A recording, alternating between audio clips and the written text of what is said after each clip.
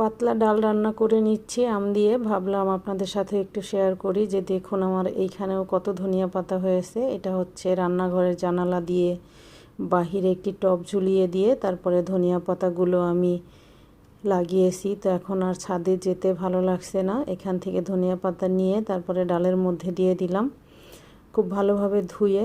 তো লাগানো ধনিয়া পাতা কিন্তু সিদ্ধ হতে খুব বেশি সময় লাগে না, মানে নিজেরা লাগালে। এই যে আমটা দেখতে পারছেন। তো আমি নামিয়ে নিয়েছি ডালটা, আর ফোড়নে আমি তেমন কিছুই দেইনি, শুধু পেঁয়াজ কুচি, রসুন কুচি আর রাঁধুনিটা দিলে টক ডালে খেতে ভীষণ মজার হয়। আর আমি কখনোই ডাল ফোড়ন দিয়ে তারপরে ওই ডাল আর জাল করি না।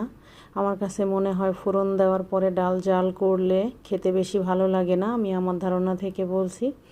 এখন আমি ডালটা একটু নাড়া দিয়ে মিলিয়ে নিয়ে তারপরে একটি ঢাকনা দিয়ে ঢেকে দিব। মানে ঢাকনা দিয়ে ঢেকে দিলেও কিন্তু ফ্লেভারটা অনেক সুন্দর হয়। একদিন ট্রাই করে দেখবেন, যারা ঢেকে রাখেন তারা তো জানেন, আর যারা ঢেকে রাখেন না তারা একদিন ঢেকে রাখবেন। এই যে দেখুন আম ডাল।